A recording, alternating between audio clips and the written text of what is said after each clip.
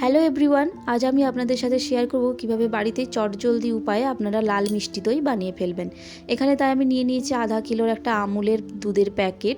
এবার দুধটা ভালোভাবে এখানে জাল দিয়ে দেব। দুধটা বেশ কিছুটা মেরে নেব, তাই জন্য এখানে দুধটা ততক্ষণ ফুটতে থাকুক। এখানে দিয়ে দিয়েছি দুটো এলাচ একটু থেতো করে। আর এখানে আমি নিয়ে নিচ্ছি অল্প পরিমাণ টক দই। টক দইটা একটা ছাঁকুনির মধ্যে নিয়েছি, যাতে টক দইয়ের মধ্যে যে জলটা থাকে সেটা যাতে বেরিয়ে যায়। তারপর এখানে আমি একটা বাটির মধ্যে অল্প পরিমাণ জল দিয়ে তার মধ্যে চিনি দিয়ে দিচ্ছি। চিনিটা একটু ফুটিয়ে লাল কালার করে নেব। আমি তো লাল দই বানাবো, যাতে কালারটা চলে আসে। এখানে দেখতে পাচ্ছেন চিনিটা লাল হয়ে গেছে। এরপর উপর থেকে ওই যে দুধটা রেখেছিলাম ওই দুধটা অল্প অল্প করে দিয়ে দেবো। একটু নেড়ে নেব ভালো করে, যাতে তলার চিনিটা এখানে গুলে যায়।